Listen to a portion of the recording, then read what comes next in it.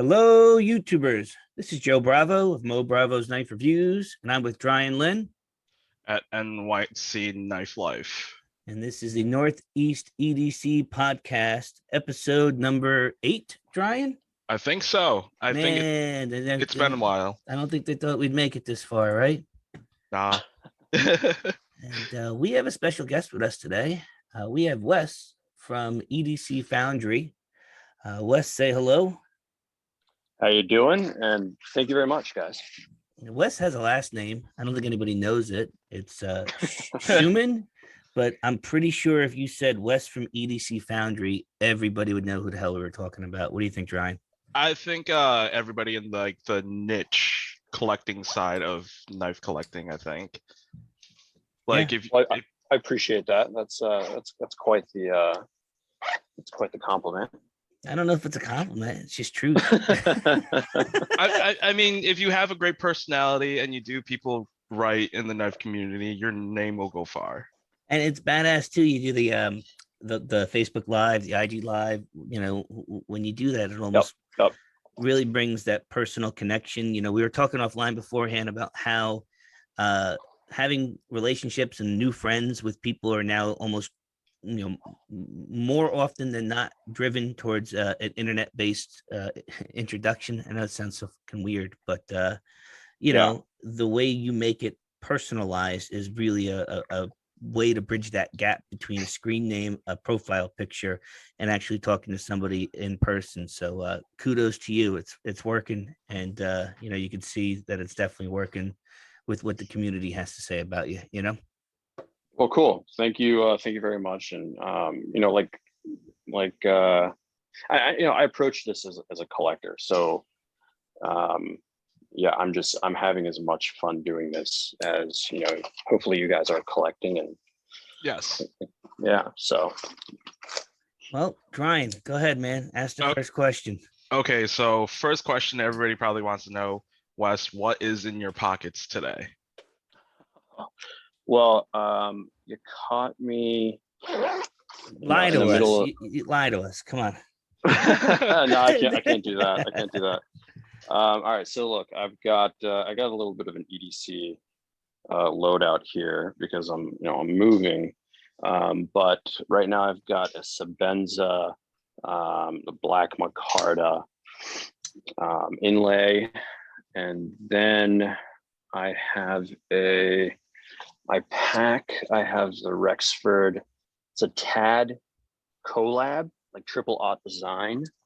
If you're familiar with them, I love those guys. Kind of more in like the tactical space, making USA made bags and accessories. But they did. It's kind of like this Rexford rut collab that they have.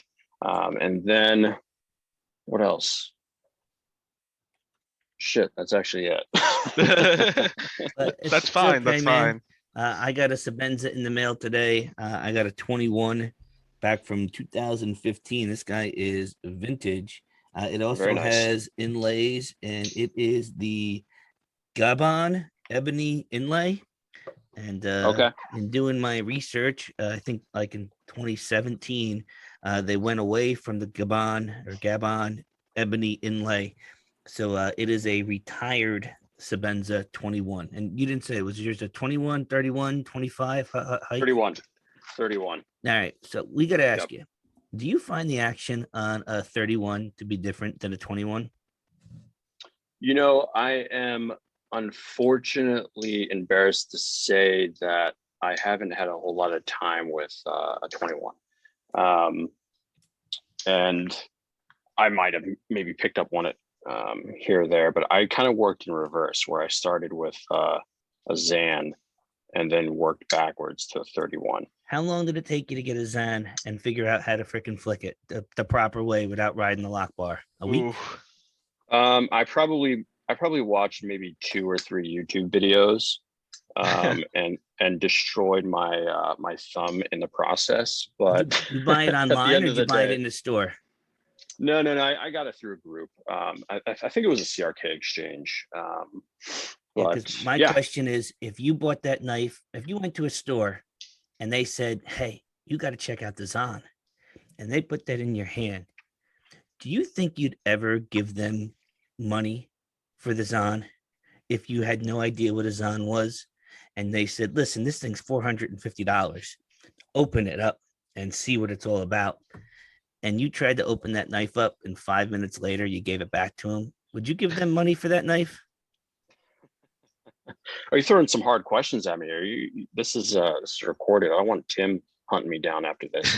Listen, no, I'm just laughing because it's a personal experience that I had. And I had for a buddy, sure, for my sure. buddy MB Wild is like, yo, if you go and check out a Zon, you got to know how to open a Zon. And I was like, I know how to open a knife. And I'm telling you, I couldn't get the fucking thing back to the person behind the counter. I just couldn't do it. And that's not to say, you know, I couldn't do it at that time. Now I could open it, no problem. But Yeah, it's so funny how buying a $450 knife online to a stranger because you heard the hype versus going into a store, trying the knife and saying, I don't know why anybody would spend $450 on this knife and not give it a shot. You know, it's amazing the way knife buying's become at this point, you know?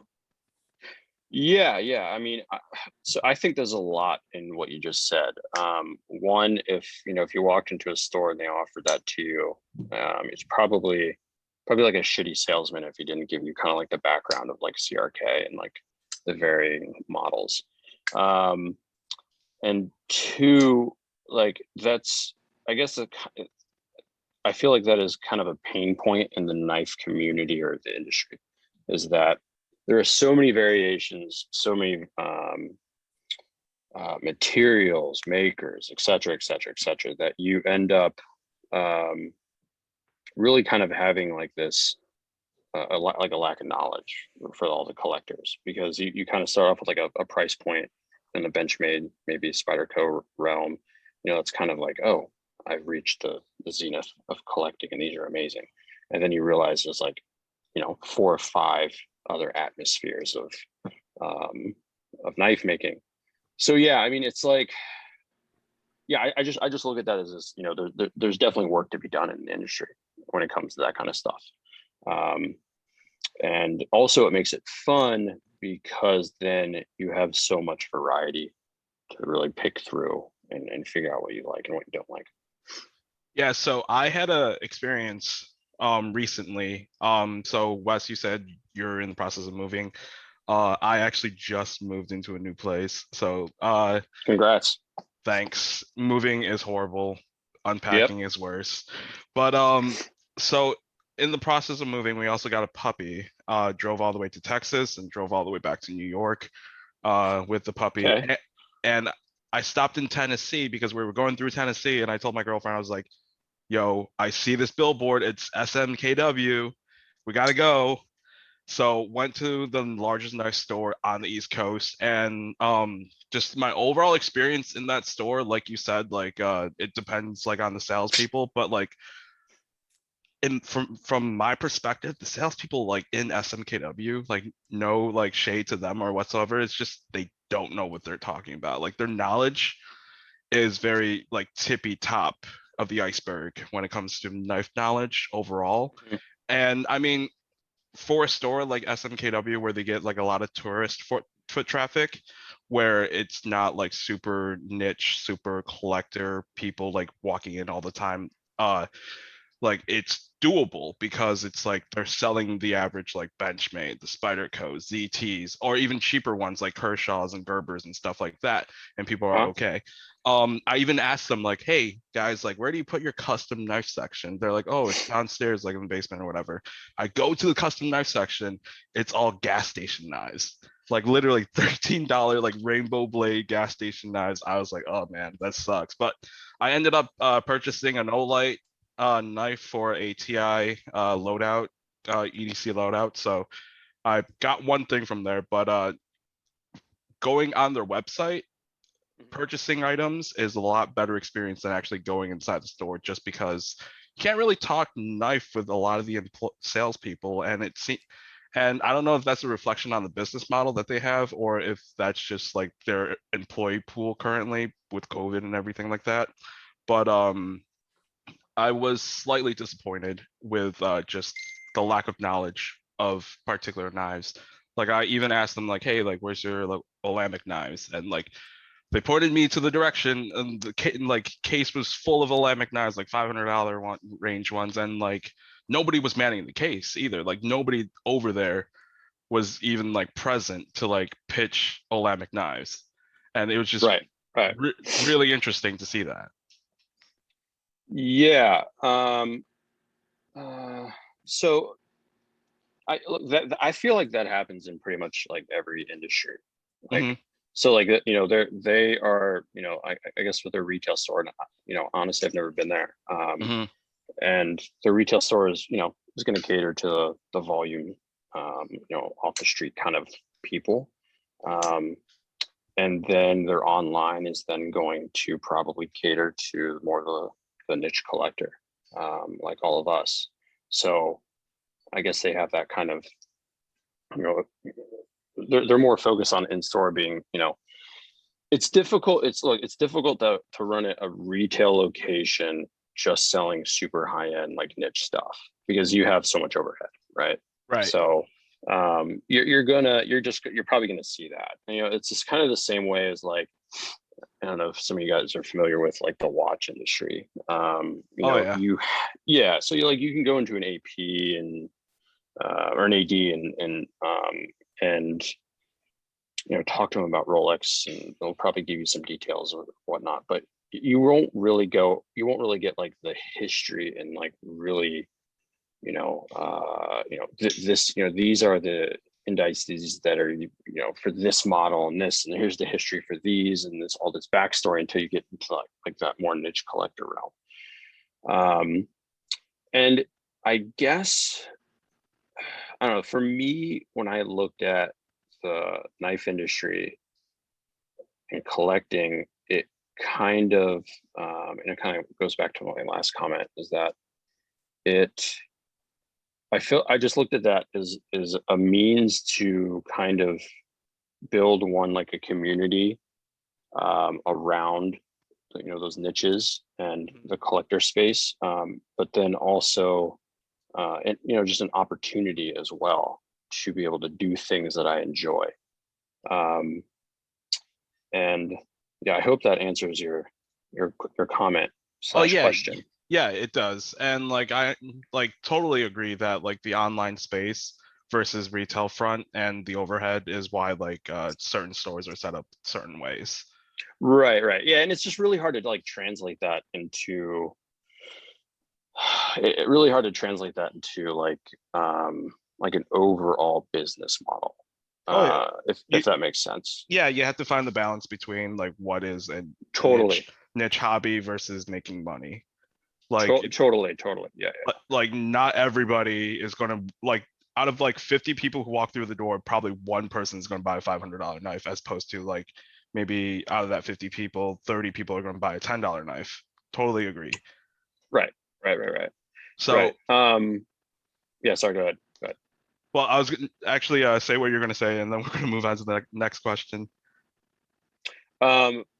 Yeah, I was just going to touch on, like, you know, it's this kind of that's more of like the total overall industry or total overall like online world in the sense that like so much is being disrupted as far as retailers and whatnot, that, you know, some are moving online, some are going out of business, some are consolidating. So there's so much flux going on, and like the knife industry is just so, I feel like it's very insulated, but at the same time, it's very unchanged from a lot of that. Would you say it's when it comes to its sales tactics and like online presence that it might be behind compared to other industries? Yeah, I mean, like personally, I definitely felt that when I was, you know, when I was looking for pieces for myself. And I mean, yeah, I mean, the answer, and everybody would probably agree with that, because you have so many YouTubers and reviewers and Instagram accounts and Facebook accounts that are just literally providing information, or there's groups talking about stuff. It's also very hard for also, like, you know, from now my perspective, understanding a little more, it's hard from a retailer perspective to provide so much But to be pumping out so much information about like, customs, handmade customs, Oh yeah. and like every single individual piece that comes out. But that is, I feel, just like an excuse, and could definitely be tackled. I'm pretty sure everybody's breathing down your neck about those Jaegers. Yeah, I've got a ton of DMs about those. Oh yeah. Yeah. So what was your first ever knife? First ever knife was a pretty much like a just like gas station knife that my dad bought me when I must have been 5 or 6. Like a little slip joint with antler inlay, and I still have the thing today. And so like from like that point on, I was just always into like just tools and knives and like little things. I had no idea what, that it was an actual space called EDC until 6 years ago. Honestly, I didn't discover EDC in like a year ago. Like I started out with like Walmart knives, and I didn't even like get my real knife until like a Para 3 lightweight, and I thought that was expensive like a year ago. And now I literally just bought like a Rask like 2 days ago. Yep. It's a slippery slope. Yes, it is. It's and Brian's climbing up the ladder, ain't you? Yeah, I mean, next year I'll be buying like $5,000 knives. Who knows? Yeah. Get yourself a Borka or a Kennison or even a Jaeger on the secondary. Hey, what did that Jaeger auction piece go for again? $6,700? No. The Jaeger auction piece? No, it was the Brown collaboration. We were talking about that on the last episode. It was the Brown, and what's the gentleman he collaborated with? Starts with the letter M. Oh, come on. You know which one I'm talking about, Ryan. I'm looking it up. Hold on. I was gonna say, didn't that thing go for $6,000? Somewhere between like 5.5 to 6K. Yeah. Yeah, because I remember we were talking on here. I think it was at $4,700 at one point. I mean, yeah, it's a custom, but is it a custom that's worth $5,000, or is it a $2,000 custom that somebody thinks if I put another $3,000, I get to own it, and now I have it, And it's just crazy what some of these high-end custom, knives are getting. And it's amazing too, because, the demand is there. So God bless them for capitalizing on an opportunity, The same is going to go like with the Kennisons that you just dropped. Now, do you have any more left, or have they all been released? No, I saw more. So a few of those were held back because of, they didn't meet QC or something like that. So, once I get those in, then we'll just have some more, and we'll do some more drops / lottos. It's funny how customs are like that, aren't they? Yeah, I mean, there's a little more involved with, well, not a little more involved, it's a little different, a different process when you're doing more by hand, or you're outsourcing a lot of the work, right? Oh, no. So I agree. In the sense of like, so it's in the sense of like, either you're water jetting something or etc., lasering, then you're relying on someone else's ability to actually meet your standards, which a lot of the times when we're talking about like, a $2,000 knife, not a lot of people do that. Yeah, so you don't have to tell me. I'm in manufacturing and engineering, and I know all about outsourcing. But it's even where that comes. Like I bought 3 or 4 custom knives recently, and out of the 3 or 4 custom knives, 2 or 3 needed to go back for a little bit of tweaking, and that's not a bad thing as long as you get a maker that understands that. When you're not happy with something, you work with them, and it's almost like a better process because you actually understand where a maker's coming from. So having you or Kennison really understand that is great to see, that before you put them on a lotto or before they go up on your site, somebody's at least checking them and making sure they're good to go. So did you find the QC issues, or were they held by, what's his name? No, that was all him. Okay. What's his name? Brian? That was all Brian. Exactly. Yeah. Well, so that was all them. And it is, there's some, there's some, production also customs that I've sold in the past where, it happens where, they might miss something. And I missed something. So, but yeah, I mean, for the most part, they have all been, like, hey, we got a problem, let's fix this, not, boom, send it back, or customer has an issue. And usually I've had zero issues in that aspect. Oh, that's awesome. I'm very happy that it's all going as smooth as you did. And, I know you mentioned, we talked about EDC Foundry. It's what, edcfoundry.com. And there is a Facebook page. I don't know if you want to tell everybody the Facebook page as well. Yeah, it's EDC Foundry. And then there's a private group. If you're on Instagram, just go to the link in the Instagram bio, and you can join either or follow the Facebook page and then the EDC Foundry private group. We like to make sure that we kind of vet people as they come in. We don't want to just like let everybody that comes in, because then we're stuck in a spot where we have limited amount of product with a very high demand. And so, I personally would love for everybody to have like a Konig areas, but it's not possible. So we try to really kind of spread the love as much as possible and make it as fair as possible. So, yeah. Well, that's great, man. We're happy that you did it, and it's funny, if it wasn't for that group, we wouldn't have gotten some of the first Konig Ariuses that we've received. Brian and I were, collectively going after them. And when they dropped in your site, we were very happy to scoop them up. And that's going to lead to my next question. How did you and EDC Foundry become the exclusive dealer of small batch and custom Konig knives? Because I'm telling you, like the first day I found out about the Arius, you go to the website, you're like, fuck, where do I buy this fucking thing? And I'm telling you, it was hysterical. I can get this thing in New York. I was like, 40 minutes away from me. I'm going to get in the car and I'm going to drive there. And then I realized you didn't have a storefront, and that, your website, everything was sold out, and that you had to kind of pick and choose which, areas you wanted to buy on the secondary. You get in the Facebook group, you don't find them on Craigslist. You don't find them on Facebook Marketplace. You learn about the Facebook pages. So as somebody who's recently got into the custom knives, the high-end, mid-tech, the production, everything where we're at right now that you've seemed to have your hand in for, I don't know, last 4 or 5 years, how did you happen to get such a relationship with Bill and the Konig family, and, be the only person out there who's got access to, some of the hottest knives on the market today? For sure. EDC Foundry has only been around for about 3 years now. And really, it stems from my my drive to get away from the other business that I had. And other business was heavily rooted in manufacturing overseas and importing, exporting, and selling online on Amazon.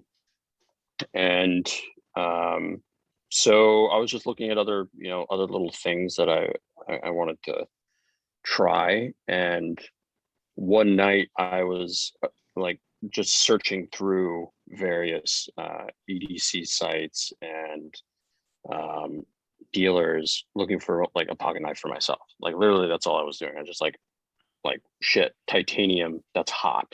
I love titanium. And also it was like I loved at the time, like I still mountain bike and everything. So like a titanium mountain bike. I'm like, fuck yeah, I gotta get something that matches. And realize like there's this whole other world of knife making. I'm like, where are these being made? Like this is insane. I realized like, oh shit, it's all here in the US, and like there's a ton of custom makers, and there's a ton of production guys. And saw a Gen 2 on, I think it was maybe Blade HQ or Knife Center, and bought it. And come on, you're lying. You're definitely lying. You could buy an Arius on a website. I'm dead serious. I don't believe you. Like it was. He did say 3 years ago. No, I know that's what I'm joking, but yeah, it's so crazy to think about, This was back when Bill was still at, oh shit, what is their name? I forget the name of the CNC shop, but they are no longer in business, from what I've been told. But he had made the first Konig there, as well as his A trucks and other model that he has. That's a Gen 1 double lock bar screw, no lightning cut, with a aftermarket scale that were not made in-house, if my Konig Arius fact-finding group is correct. Maybe so. I'm just kidding, man. I actually don't have that one anymore, and I'm kind of bummed that I sold it. Oh yeah. But No, it's funny that Konig actually has a little FAQ so that you can figure out what generation it was before he started putting them on the scales. Yes. So yeah, it was one of the very early ones, right? And so I got it in hand. I was like, this is insane. And I kind of did some other little number crunching of looking at other dealers and whatnot. And I just happened to shoot him an email, like, hey, I'm in e-commerce. I'd love to work with you. And it was just one of those, like, just random sales emails. Right place, right time. That's it. And if you're not actually kind of just going out and doing that kind of stuff over and over again, it really never happens. So he just happened to email me back, and right off the bat, we just hit it off. Like, we had a lot of similarities in our personal lives, and so yeah, we're just like, hey, look, I'd love to be a dealer, and I'd love to work with you. And that was it. He said yes. I placed a nice big fat order with him. I'm probably still working on getting the rest of that order to this day. I'm only kidding. No. but yeah, it just steamrolled from there, because I just went through Instagram, and I found other makers that I personally liked, and some of them I kind of took like a little bet on. One being Brian Brown. He literally had taught himself how to make knives from watching YouTube videos, and it was just fascinating to connect with him. And like, he didn't like his job, right? Like, he was working kind of, I think maybe it was retail at some point, and he was looking at something else to do, and so he got into knife making. So it's like stuff like that, with those stories, are one I can relate to, because of a similar background in that aspect, and that stuff is just fascinating. You don't get that in other industries. It is just solely like entrepreneur, American dream, work hard. Okay, I'm going to take a risk, and hopefully this works. And you're making knives. Like, you're making a tool that is used for a specific purpose. Now, obviously, in collecting world, sometimes it's in safes, but whatever. It serves one purpose. So yeah, it's grown from there, and that was me and Bill's initial contact. And I then went out and visited him. We hung out and just have been hanging out since. I literally was texting him right before I hopped on with you guys. So yeah. That's great, man. I'm glad it all worked out. It's funny, you say sending emails and Instagram. I don't know if you understand this or not. That's called work. It never, ever feels that, nobody ever calls it that, but that's work, and I commend you for it. As I'm in sales, I do the same thing. And, if you don't take the opportunity, you don't take the shot, nothing ever becomes of it. And, you never get to where you are. So, yeah, that's it, man. That's it. That's it in a nutshell. You have all those YouTube videos about, like, how do I become a so-and-so, or like, 10 easy steps. I'm like, it's just, you just do it. You just go. If you don't have drive, man, it ain't gonna take you nowhere. That's what. Yeah. I mean, if there's like a market for it, it'll make a profit. Like, I've been telling people, like, who want to expand their social media presence in the knife community, just to use TikTok, because there's absolute zero content when it comes to like pocket knives on TikTok right now. And the algorithm is so friendly to get engagement, likes, and just shares and follows, that it's super worth it. I mean, most of the audience is probably between 18 and 40, but still that's a market that's untapped, that might not transition over to the other platforms. So more people need to hop on like TikTok and create video content for knives and 100%. stuff. Yeah, that's a great idea. I mean, that demographic is just future buyers for Konigs and customs. That's it. Yep, exactly. And so more about EDC Foundry. Is there any naming significance behind it? Like, how did you come up with the name?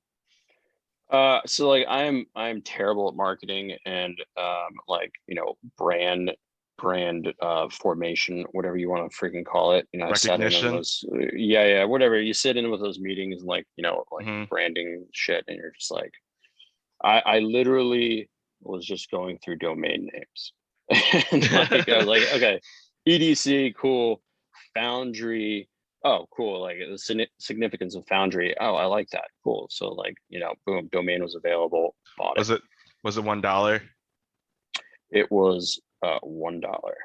Yeah, like since you mentioned marketing, that's actually my profession, my daytime job. And oh, there you go. Nice. Like I for this one bank I used to work for, literally I would spend probably half my time looking up new domain names that are close to the bank, like their name, and then just buy it out, just so other companies can't have it, and like make fraudulent like accounts and stuff like that. So yeah, like like what was it, like GoDaddy? Like was it on GoDaddy or like other domain websites? Yeah, it's through GoDaddy. I'm sure. I mean, I've you know, at this point I own like, I don't know how many domains from just kind of like spitballing. But I think you know, back in the day before I did any of this stuff, like I worked for a marketing agency where I sold apps and websites to small businesses, and I you know, I would do that, and I don't know how they actually listened to me because I probably came up with some of the worst ideas. But yeah, here I am now. I mean, that's the thing though. Like in marketing, you just need to know how to be charismatic and just like be able to talk to people and network. And like if people like you enough, they'll listen to your opinions and like absorb what you have to say and sometimes buy your products. I mean, it works. Yeah, 100%. 100%. Yep. So be authentic. Be authentic. Yeah. Yeah, authenticity, #1 marketing sales tool right there, is just like if you're authentic, you're fully transparent, like people will trust you, and that's how they buy your products. Yeah, and I think that's you know, that's one of the unique things about the knife industry is that it's like when you're talking about like Scorpion 6 knives, like you see Shane, right, and you see his wife, and or if you're talking about Brian Brown, you see Brian, like you see their faces when you're talking about those brands, and that's very, very special. Whereas like, you know, you're talking about like Nike, you just see a swoop. You know, there's no personal connection there. Or like, and that's why they have to tell the story of the personal connection. So yeah, it's that's why I really love the knife industry. It's just it's special. You know, it's all here in the US. It seems to me that the higher end knife market are more I would say like transparent with their faces, as opposed to like the lower end blue collar knives, and then the more budget knives are more corporate in a sense. Because like, for instance, if you say like Spyderco or Benchmade, like you can't put a face to the name, you know. I mean, you know the logo, like the butterfly logo and the spider logo, but you don't know like who the CEO is, you know. You don't know who the owner is. And then you go down to like, say like We Knives, Civivi, Kershaw and stuff like that. They're more corporate knives as opposed to like something like Konig, and you recognize Bill's face. Even like niche makers like TRM knives, where they're like $200 knives, but like they're such tight-knit community in their Facebook group that like everybody knows who the makers are and everybody in the shop basically. Sure. Yeah, and that's why I think and yeah, that's a good point. But that's also why I think like, you know, the knife, you know, this industry is also like changing as well, because you have a lot of those, you know, kind of more of like that lower price point coming in, where they're building community around their manufacturing and telling the story more, rather than just going, hey, here's our $150 knife, buy it. Right. Yeah, it's And wild. I mean, it's wild. It's certainly taken up a market share of the custom market. I mean, and then you have the custom makers also utilizing overseas manufacturing so that they could also have a branded knife that's manufactured by overseas. And it's incredible because, how do you get a guy like Brian Brown or like Joseph Vero that is designing a knife? They're manufacturing it in China. They're selling it here. They see the knife, they do a QC, they send it out, and then that's it. They've got 300, 400, 500, knives that are out there in people's pockets where otherwise, for what it costs for an American maker to make a custom made knife, maybe 10% of that market that bought a production knife has the ability to pay for a custom knife, and it's amazing, and it's also scary that a lot of the original design from the United States makers is now going over to China International, and it's kind of like I don't know, a bridge gap, a stopgap, because that manufacturing isn't here in the United States anymore. But it's just like you said, dynamic, unique. I never seen anything like that before. It was Benchmade, Spyderco, all manufacturing in house for the most part. Then you had the Taichung facility. Kershaw used to be American made only. I've got a Kershaw speed bump that was USA made. Now that's made in China. But I mean, it's so funny to see how over the last 5 to 7 years, Chinese made gas station knives that we used to poo poo are now going for $300 to $500 over asking value or table value, because they make a high quality production knife that's a great design backed by a U.S. maker that everybody wants, and it's incredible. I don't know how else to explain that or how else to describe that. In your 3 years that EDC Foundry has been, did you ever think that a Chinese production knife would go for $500 over table asking price, just because of the maker? Yeah. Because when you see that in other places, in the sense of like a brand name pushing the value of something, and then also behind that you then have like the market that then demands certain quality. So then the manufacturer has to then follow suit to keep the business. So like Riot, like they make fantastic knives. I mean, it's extremely impressive what they're able to do. It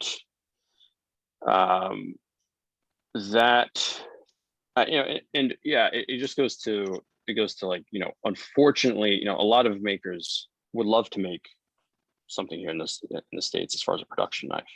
But from what I've gathered is that these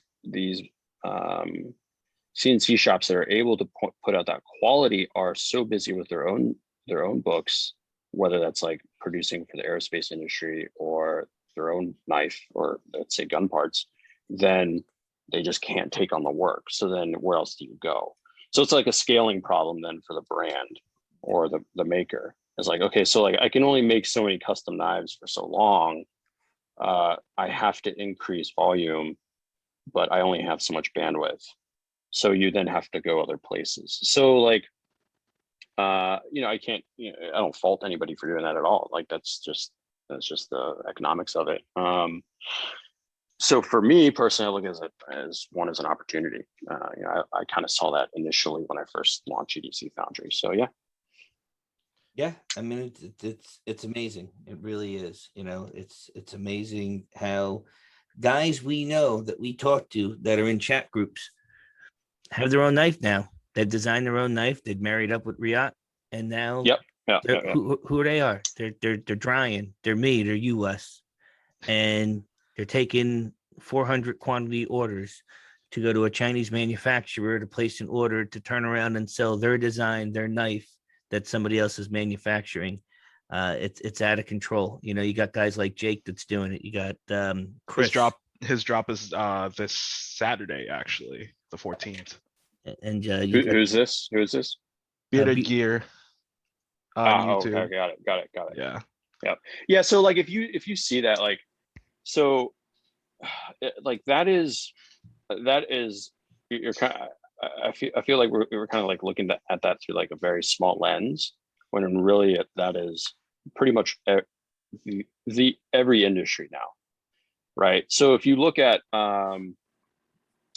if you look at, let's say, music, for instance, right? So if you say music, you have to go through, you have to go to a producer, you have to go to a record label, and they own pretty much all your rights. And then you would hope that they could get your songs onto the radio stations, and then people would like and then buy your albums. Now it has completely flipped upside down, where now the individual through social media is creating the audience, then therefore then can capitalize on that audience through whatever means necessary, right? And you kind of saw that, like, kind of get a little off topic here with what the hell is one of the Kardashians? I don't know, one of them, Chloe or something, I don't know. But she had like a million followers on Instagram, right? And so she got 1 million followers through just posting pictures of body parts, right? And then went to a cosmetic company and said, hey, let's sell products to my audience, right? And so now she's worth half a billion or $1 billion. Oh yeah. So you're kind of seeing that now. Is like, look, you've got you have somebody who's like making custom knives. They get a following. It's a relatively small following, right? And then they go, okay, I got to go somewhere else to let's say Riyadh or wherever. I make a bunch of knives to get all of my my quality out to more hands, then therefore grows the audience more. So it's a little bit of both in that aspect with these knife makers. So yeah, it's just interesting to see. So it was Kylie Jenner. Kylie Jenner. Okay. Yeah. But I totally understand what you're trying to say with like these individuals just building a large following. Back to the whole like music industry end, where like back in the day, like a record label produced all that. Nowadays, like anybody can like make music as long as they have the following and the resources to do so. Like for example, like people like famous YouTubers like Logan Paul, Jake Paul, Gabby Hanna. But that's kind of changed now because you don't need to actually sell a product. And I don't discount that as in your music's not a product. You're selling digital merchandising. So you don't need to go to a record company to print and mass produce a CD or press it. The same way, like I think it's more in line with cosmetic or not cosmetics, but clothing. So you got a design, you got a brand. You can go to China. You can have your brand go to China and get 5,000 sweatshirts. Now that sweatshirt's only worth the $10 that it was to be printed on because nobody knows your brand. But if you then have your Instagram following say, hey, this brand, now I can get you to spend $20 and now I'm making $10 on my investment on the sweatshirt. And that's exactly what these makers are doing to make a living because, let's not forget that this is their living. This is their livelihood, like everybody else. You want to be as lean as you can be and maximize your product while making a quality product, for the test of time, and hopefully the Chinese marketing route or the Chinese manufacturing route, allows that to continue because you're certainly seeing a whole bunch of more creative designs out there that are touching people's hands where otherwise, you'd have to go to Blade Show and try one of Brian's knives, one of Bill's knives, otherwise you wouldn't have the opportunity to look at these knives and get them in your hand at a reasonable price, so right. Exactly. Yeah. It's certainly amazing that in the market today, we've got the opportunity and that the makers, you got to remember, this is their work, their design, their time. They're not sitting on their couch. They're in a garage making a knife. So, kudos to them for doing what they do and for loving what they do and for spending the time to have the ability to make that design so that we could talk about it when we're not making money, right? Right. Yeah, exactly. Yeah, no, that's exactly right. I mean, yeah, it's awesome. It's just my default is always it's just awesome to see American manufacturing still so strong and so like still kind of I don't even think it's really actually kind of taken off yet in the sense of so many from my background, it's so many people have said, oh, it's done, it's dead, it's, you don't do that here, you don't do this in the States. But from seeing all the knife makers and what they're able to do and the innovation, you can buy a Haas machine and put it in your garage and be pumping out amazing parts, or amazing product. It's just cool and exciting to see that. And I see that that's just a ton of opportunity for pretty much, anybody who wants to get into, whether it's knife making or just design or engineering, whatever it is. So Yeah. Speaking about the knife community and like the business aspect of it, how did EDC Foundry become a knife e-commerce? Like, what was the process? It's pretty straightforward. You place an order, you build a site, and then you sell product. That's about it. It was definitely a lot of like, quote unquote heavy lifting, in the sense of I still networking, and I still live and breathe on like Instagram and Facebook, right? Like, so like right now I'm still kind of DMing people and answering questions, but so yeah, it's just that, like, building the brand, right? And then building a website and building a physical business, that's the easy part. The hard part is finding something that like people actually want to buy, and then actually having something that's authentic and that they're willing to come back to. Something that people believe in.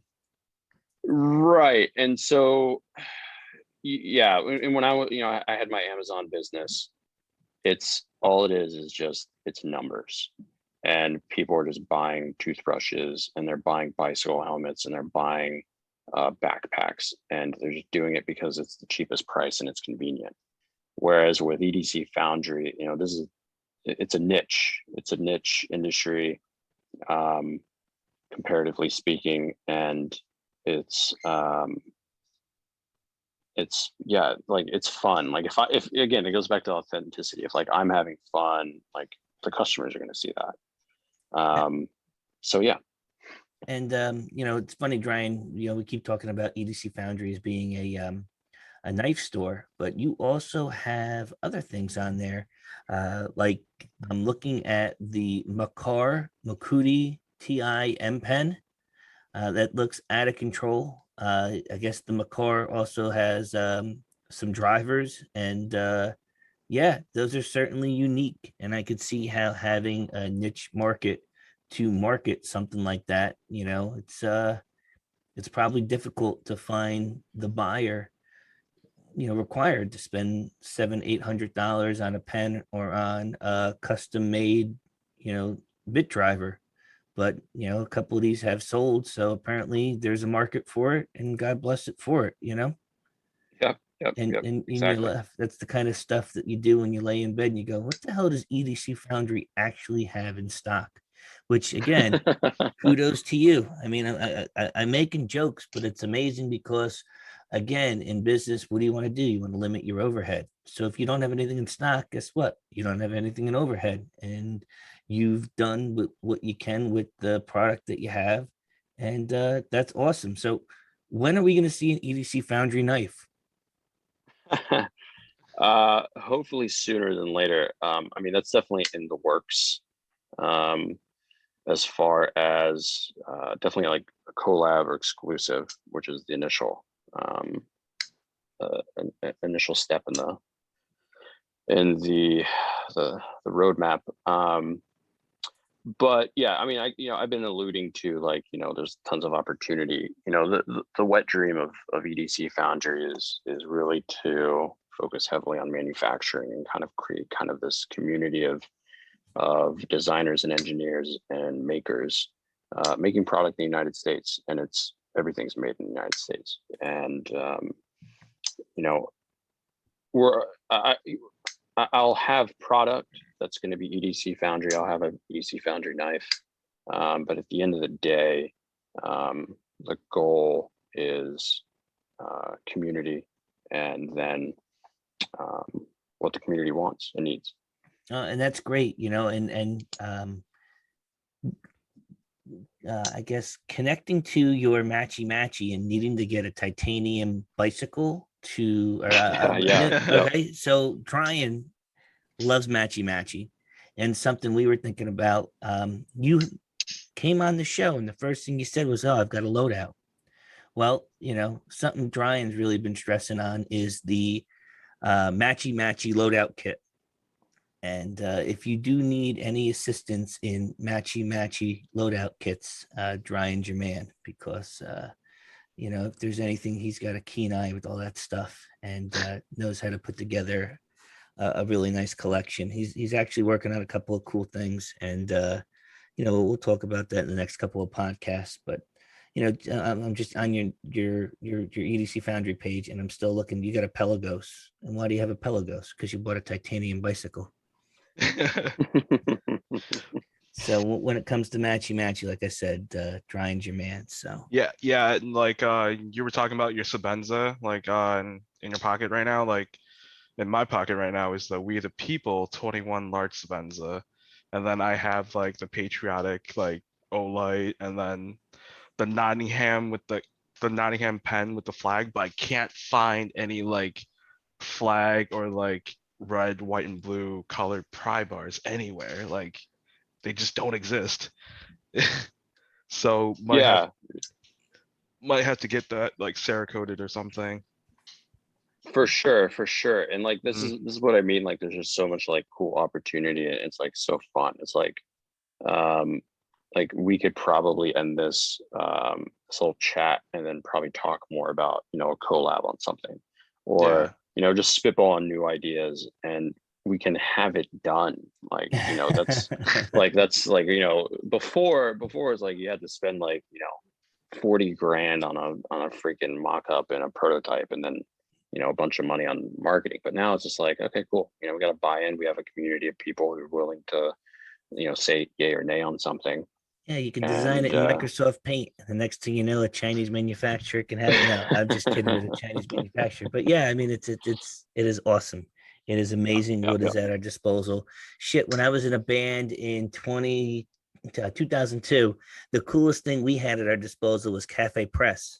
I don't know if you're old enough to remember Cafe Press, but you design the logo, you upload it, and then you can get it on a mug for like $25, Oh, yeah. I remember that. You remember that? Yes. Yep. So like that was the coolest thing we had when we were 20 years old, and we wanted to market our brand, and we thought we were cool to have t-shirts or thongs with our label on it, But now what you can get like I said, it's just unfathomable that this is what we have in this day and age, with people you've never met before.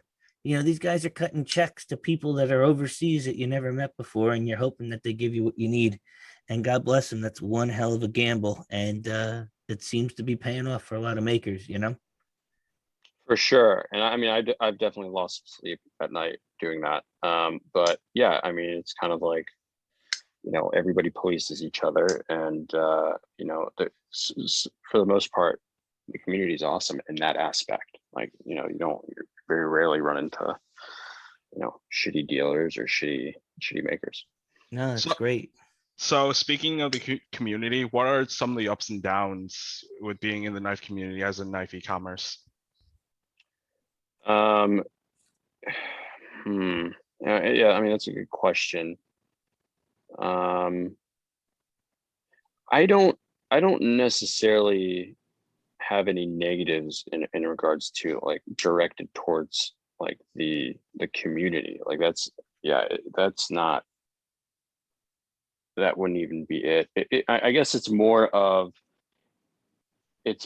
just the fragmentation between all of the makers and the the information that's out there. So it's like, how do I connect? Like for instance, like I'm selling Konigs. People are like, hey, why don't you have enough Konigs? I want a Konig. Why are they always out of stock? And like you can tell them like, oh, I mean, and the same thing applies to like Holt or Shiro or CRK, whatever. It's like you can tell them like, oh, well, they're being made in the United States and they're they're hard to make. That doesn't register on people's radar. Like they don't have any context around those statements. So like I did a couple interviews with Bill at a shop where we went through the process of him like literally changing out what it takes to change out from like titanium then to carbon fiber in the CNC machines. And like there's like 2 weeks to a week of like downtime between just cleaning and making sure everything's tooled up properly. So like stuff like that is very, very important. And it's more of, again, the education process and like the community building that is it's just, it's a challenge, and I look at challenges as exciting. So it's more of the community itself needs to be a little bit more educated about like the whole entire process of knife making, not just like, hey, why do you not have this in stock? No, I mean, it's just the fragmentation with everything. Like you go from Spyderco's, and like, I have a ton of Spyderco's. I love them, but you can get them anywhere pretty much, unless they're like, the sprint runs and stuff. But then you go into like the custom world, and like you're trying to figure out like, why does it take 2 years for a maker to open up his books? And you realize like he's not Spyderco, he's him in his garage, and he has 3 kids and a dog and a wife. It's like stuff like that is very simple, but it's hard to translate and tell people about.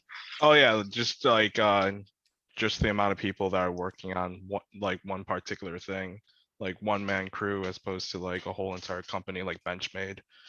Sure, exactly. So let's see, where is EDC Foundry located currently? So it is in Piermont, New York, which is outside of the city. But that's just the headquarters, and where things are shipped.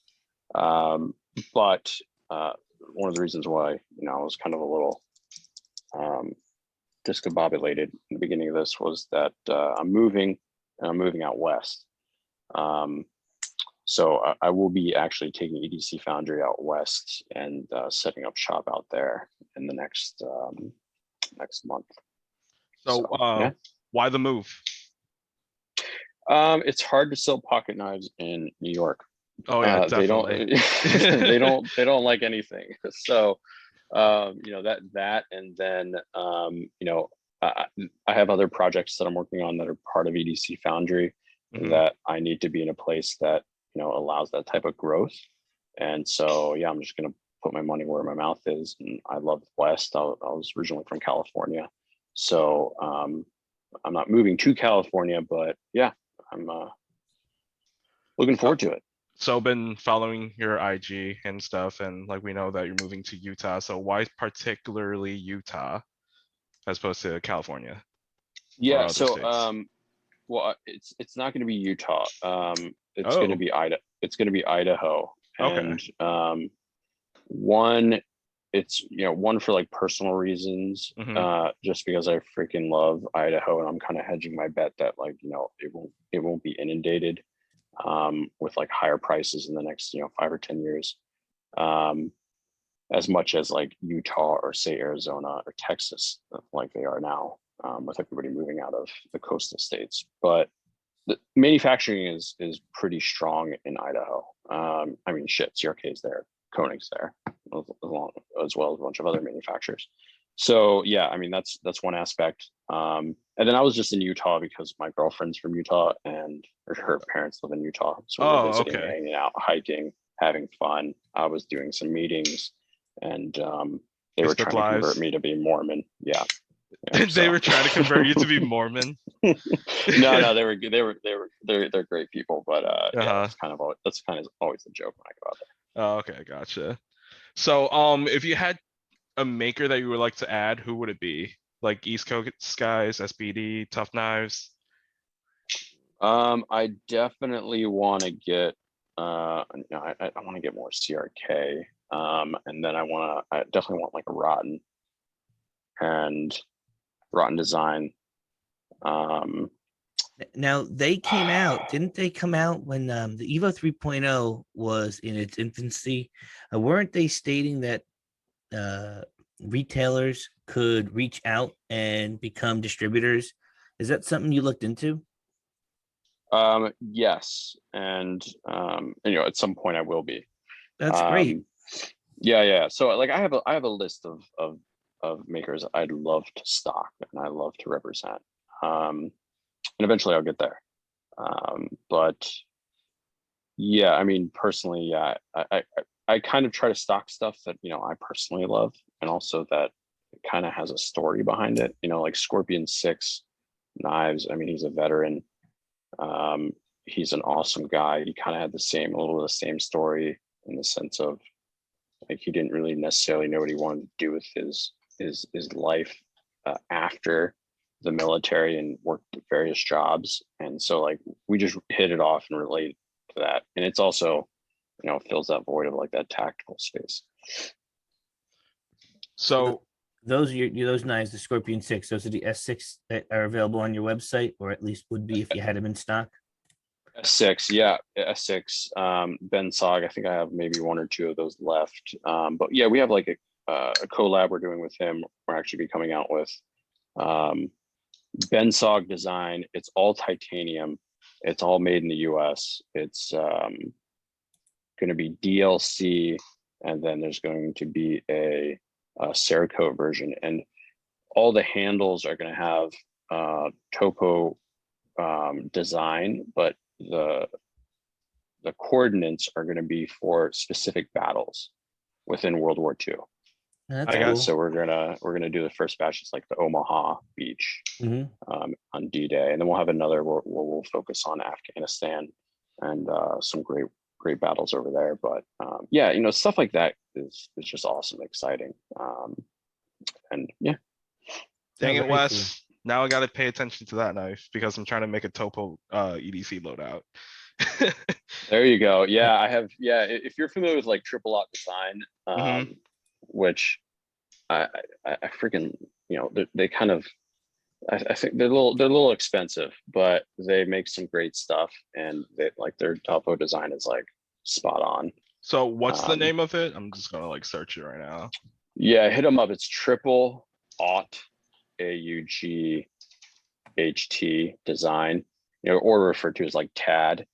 And it's kind of like that tacta cool space where it's like minimal branding, dark colors, and yeah. So they do a lot of collabs also with knife makers as well. But yeah, another like cool company that I really kind of like watch. That's really great. It's one of the things we like to do here is just inform people with stuff that otherwise wouldn't know. And, sharing something like Scorpion 6 is certainly something that I wasn't aware of. Brian wasn't aware of. Now that we can go to the EDC Foundry website and keep an eye out for some of the new stuff that he's got coming out, especially with the collaboration stuff. That's really cool. Oh, okay. I'm familiar with these guys. They did like some Hinderer collabs in the past. Exactly. Yep. Yeah. Okay. Yeah. And But yeah, it's time, Brian. What's that? I said it's time. It's time. Okay. So, Wes, what does the current personal collection look like? I have a ton of Spydercos I need to offload. I've got Are you a Spyderco geek? I'm not. I don't want to be bit by the bug, because that is a very deep rabbit hole I don't want to go down. But Para 3, Para 2, I picked up the DLC. I think it was the DLC Blade HQ exclusive, where it was like a Tanto blade. I think that's an awesome knife. And then I've got 4 Konigs that are, close to me. Inlays. Inlays. Inlays. I wish. If I were to like, somehow people found out like I had kept an inlay, the pitchfork here, right? They would tar and feather me. Yes. Yeah. So yeah, I've got a couple of those. I have 2 Shiros. I think are fantastic. Obviously an amazing maker. I bought one yesterday. I bought the new 111 with the 3.5 millimeter blade. I saw that pop up, and I definitely want to pick one of those up. I love that that cutout on the blade. I love that design.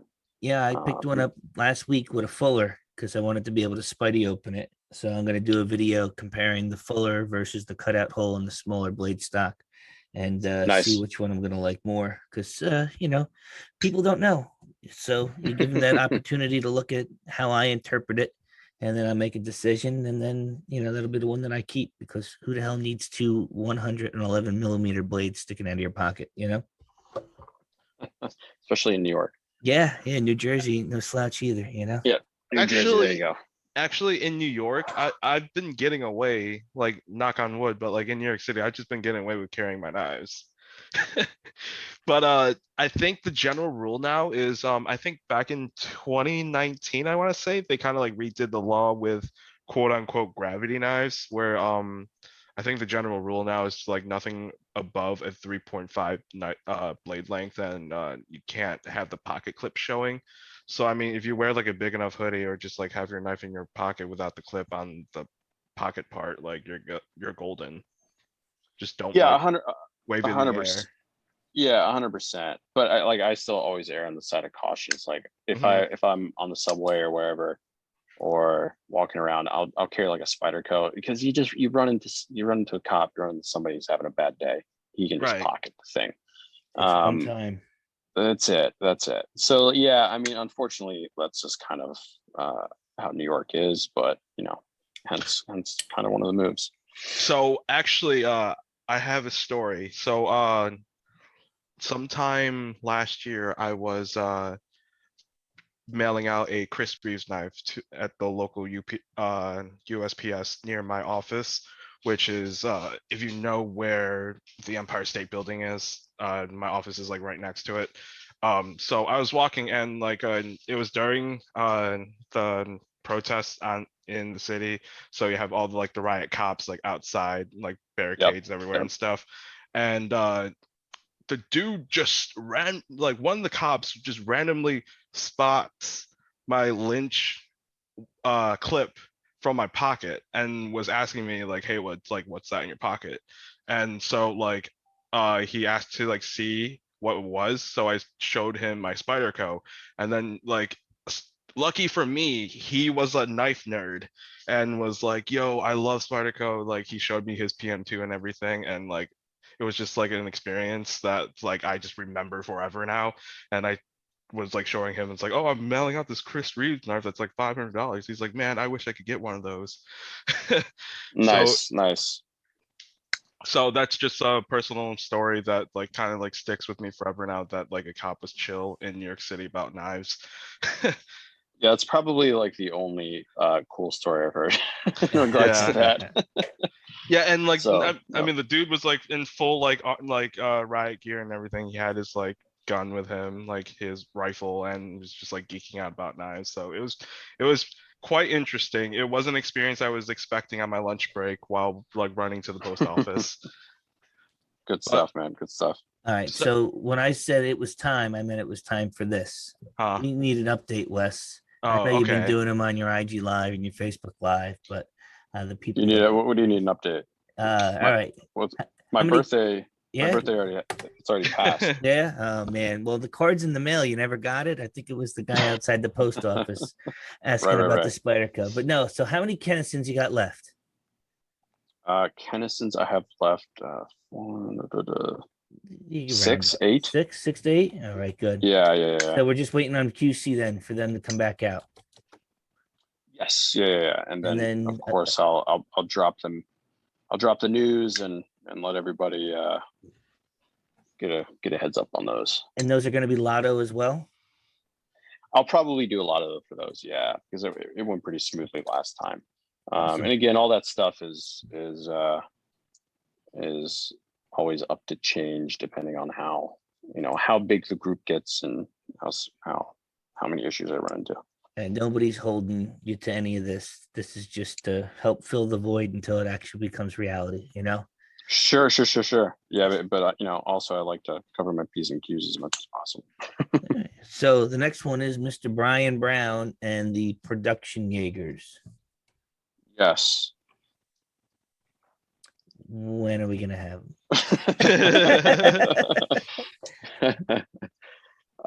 You will probably find out when I find out, because I have not gotten an update yet.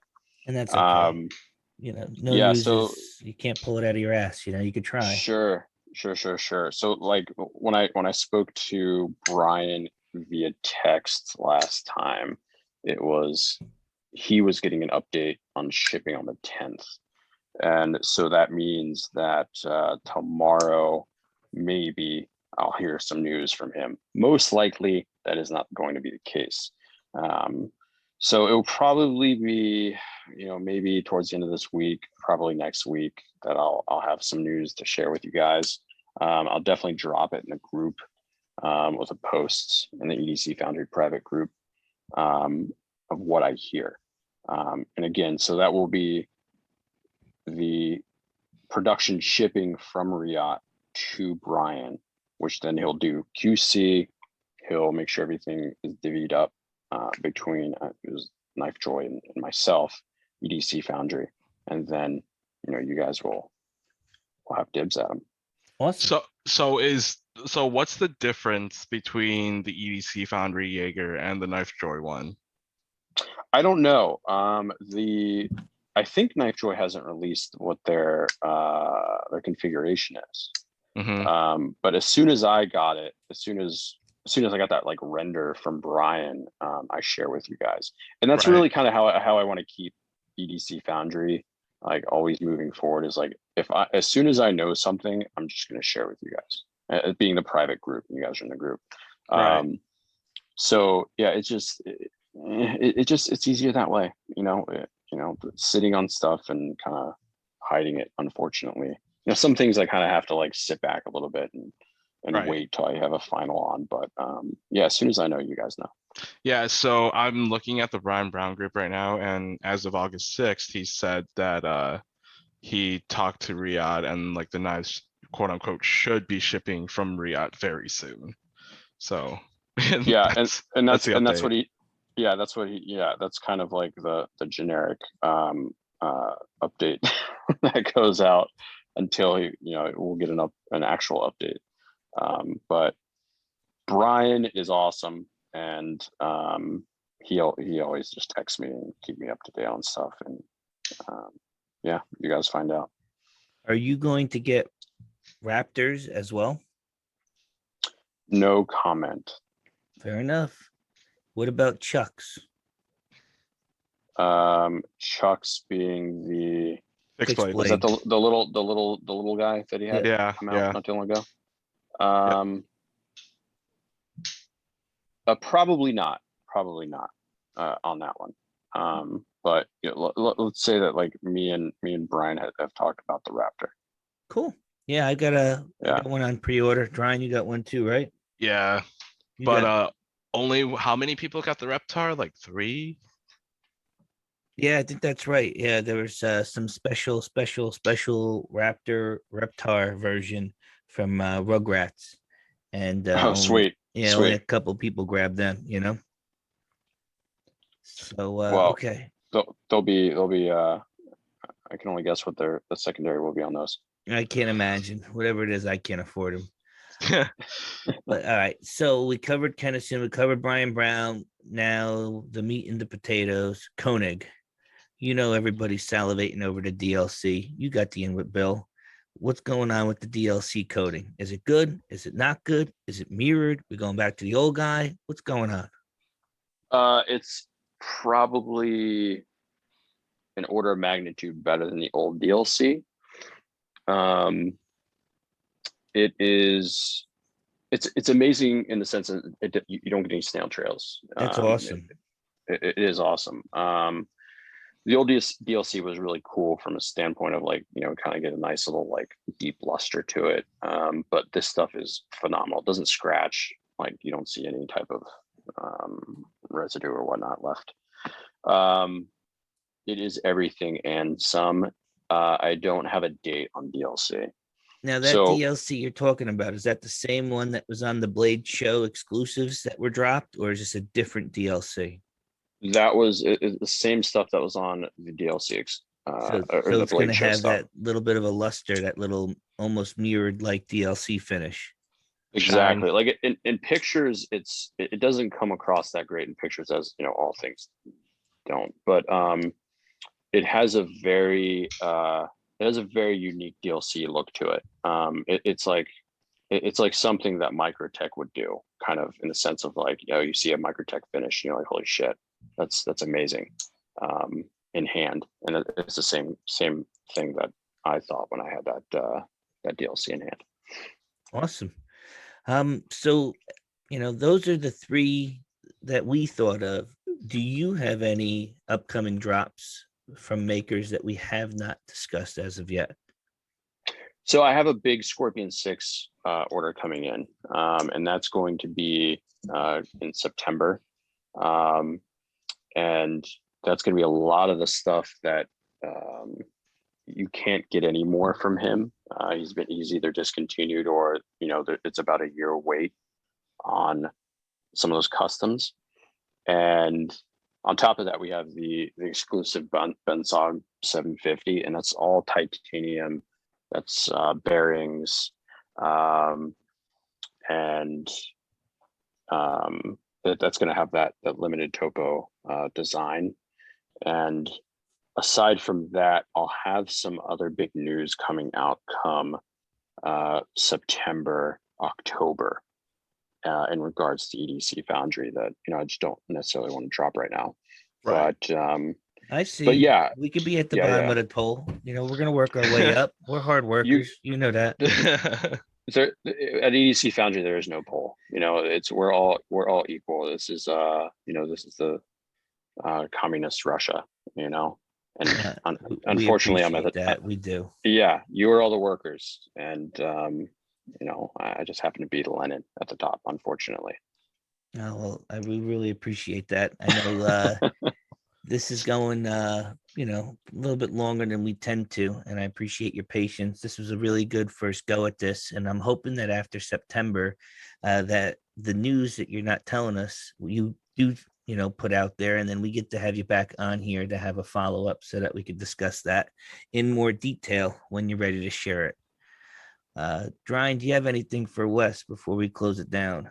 Actually, yeah. So, actual personal question about the Arius. You said DLC Arius like copper dust handle that you'll be getting, because like I've been on the lookout for that one. DLC copper dust handle. Yeah. Okay. So like here to you, and then like all the listeners. Right. How it works with these batches when it comes to Konig. Like I'll place a large order of, like, let's say titanium plain Jane Ariuses with Konig, and he pretty much fulfills that order. Right. I'll do the same with carbon, and he'll get pretty close to it because carbon's a little different material, different beast. They might not pass QC. When the small batch stuff comes through, and it's you got the copper, you got the various colored carbons, you've got like the 1500 finish hand blades, you've got mirror finish, the customs, etc. It's really what he has time to get to, and what he decides to kind of sprinkle my way if he's not selling directly through his site.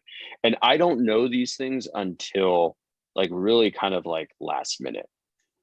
We kind of talk about things, but because production and manufacturing is just such a pain in the ass and such a challenge, it's constantly, that goal's constantly moving. But again, that's why it's just easier for me. It's like, as soon as I know, I'll let you guys know. And that's like when I have pretty much like a tracking number in hand. Okay, that makes sense. Yeah.